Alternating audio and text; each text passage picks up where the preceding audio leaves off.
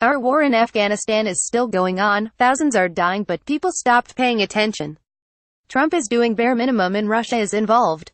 It's a problem without an apparent solution, one most Americans have forgotten and the rest wish they could, while we occupy ourselves with allegations of alleged alliances with porn stars and the ever-rotating cast of White House characters. The violence in Afghanistan continues, leaves thousands dead and maimed every year, and yes, American troops are among those still killed and injured over there. Lawmakers in Washington sometimes address the Afghanistan situation, though rarely do enough to make a difference.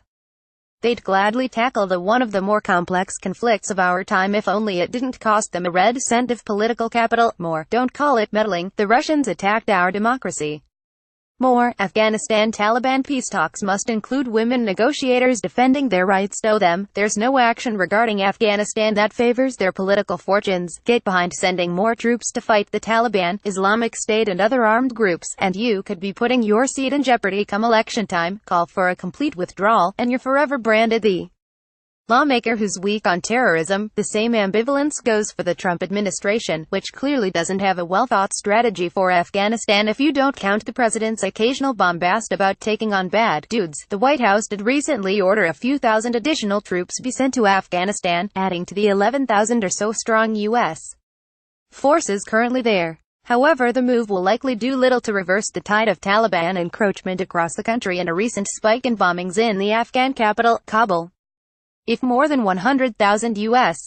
troops during the height of the Obama-order Afghan surge couldn't end the violence there, then a little over 14,000 surely won't either. Meanwhile, those American men and women who are risking their lives in Afghanistan right now do so in the name of a largely rudderless mission well into its 17th year with no defined goal other than some vague notion of peace. Think that's terrible? Oh, it gets worse. Last month we received official confirmation from the U.S. commander in Afghanistan of a long-held suspicion that Russia is seeking to undermine U.S.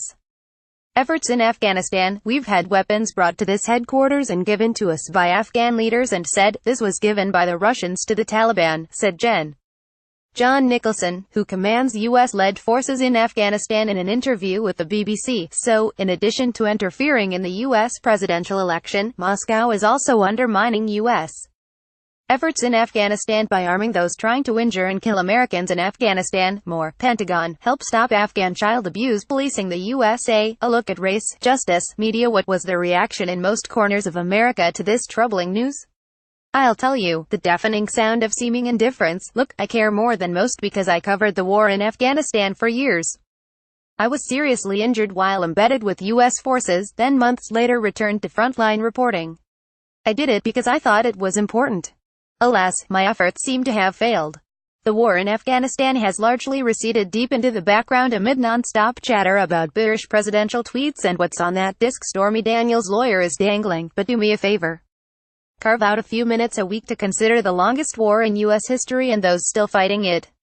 Then ask your lawmakers what they plan on doing about it. Carmine Gentile is a freelance journalist whose new book Blindsided by the Taliban is based in part on his reporting from Afghanistan for USA Today. Follow him on Twitter, @Carmine Gentile. Reader share this story, https://usat.ly/2qbear3